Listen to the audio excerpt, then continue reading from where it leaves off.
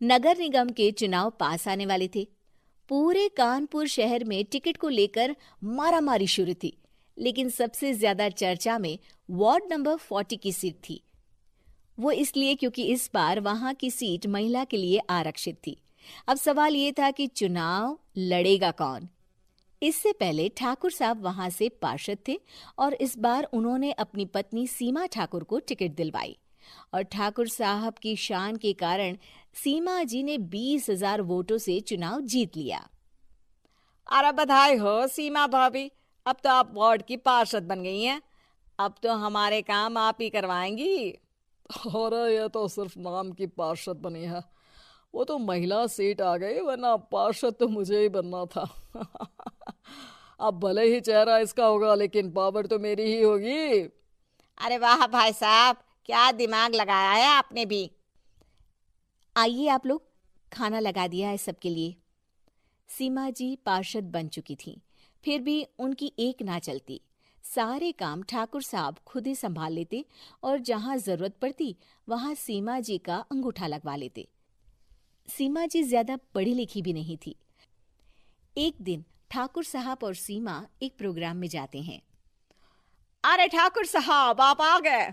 ओहो, पार्षद मैडम भी आ गई हैं। स्वागत है आप दोनों का। लगता है हमारे पार्षद फंड का सही इस्तेमाल हो रहा है। चलिए अब उद्घाटन करते हैं। ये लीजिए ठाकुर साहब कैची, आप ही सबसे पहले प्रवेश कीजिए। सब लोग आगे निकल जाते हैं और सीमा जी पार्षद होने के बावजूद भी पीछे खड़ी रह जाती हैं।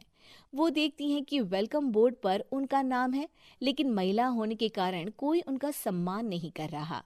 अगले दिन एक आदमी उनके घर आता है। अरे ठाकुर साहब नमस्कार। कल ना हम नोटिस किए कि हमारा घर तो अवैध है और नगर निगम वाले उसे तोड़ने आ रहे हैं। अरे कुछ कीजिए ना ठाकुर साहब। देखो भाई, मैं तो ज्यादा कुछ कर नहीं सकता, पर अगर तुम सबकी जेब गर्म कर दो तो कुछ हो सकता है। कुल मिलाकर 4 लाख लगेंगे। अरे 4 लाख ठाकुर साहब? अरे भाई, मैं अपने लिए नहीं मांग रहा हूँ। दरोगा है, इंजीनियर बाबू है, बड़े साहब है, सबको देना पड़ता है ना थोड़ा थोड़ा। बोलो है मंजूर? तभी वहां अचानक सीमा जी आ जाती हैं। अरे ये आप क्या कर रहे हैं? पहले इन्हीं लोगों से तो आपने वोट मांगे, अब इनसे ही पैसे ले रहे हो। अरे चुप रहो तुम, तुम्हारा काम है सिर्फ अंगूठा लगाना, तुम वही किया करो। मुझे दूसरे काम तुम मत सिखाओ, समझी? और तुम ना जाओ, अब पैसे लेकर आओ, वरना जेसीबी किसी भी वक्त आती होगी। सब कुछ ऐसे ही चलते रहता है। एक दिन सीमा जी और ठाकुर साहब को एक लोकल मीटिंग में बुलाया जाता है। वहां पर कई और अधिकारी लोग भी मौजूद रहते हैं। अब मैं चाहूंगा कि ठाकुर साहब हमारे बीच 2 शब्द कहें। मेरे प्यारे भाइयों और बहनों, आज मेरा सौभाग्य है कि मैं आप सबकी सेवा दिन रात कर पा रहा हूं। आपने मेरी पत्नी को भारी मतों से जिताया है, इसलिए मैं आप सभी का शुक्रगुजार हूं। मैं आप सबसे वादा करता हूं कि हमेशा की तरह हमारे वार्ड में किसी को कोई तकलीफ नहीं आने दूंगा। सभी लोग तालियां बजाने लगते हैं। अब मैं माननीय पार्षद मैडम को स्टेज पे बुलाना चाहूंगा। अपने नाम को बुलाया सुनकर सीमा जी एकदम चौंक जाती है। उन्हें बिल्कुल उम्मीद नहीं थी कि इतनी बड़ी जगह उन्हें मंच पर बुलाया जाएगा। जैसे तैसे वो मंच पर चढ़ती हैं। ऊपर जाते ही सीमा जी को सारी पुरानी बातें याद आ जाती हैं कि किस तरह उनके पति उन्हें कभी भी आगे बढ़ने नहीं देते और उनके नाम से गलत काम करते हैं। वो बोलने लगती हैं। मैं आपके वार्ड की पार्षद सीमा हूं।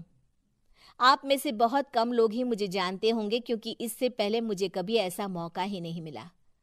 सारे मौके मेरे पार्षद पति यानी आपके ठाकुर साहब ही लेते रहे, लेकिन आज ये मौका मुझे मिला है तो मैं इसे ऐसे ही नहीं जाने दूंगी। मैं आपको ये बताना चाहती हूँ कि आपके ठाकुर साहब मेरे नाम की आड़ में गैर कानूनी काम करते हैं, जिस पर अंगूठों के निशान मेरे होते थे।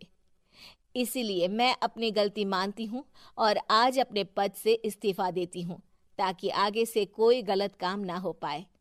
अब फैसला आप सबके हाथ में है कि आप हमें क्या सजा देना चाहते हैं।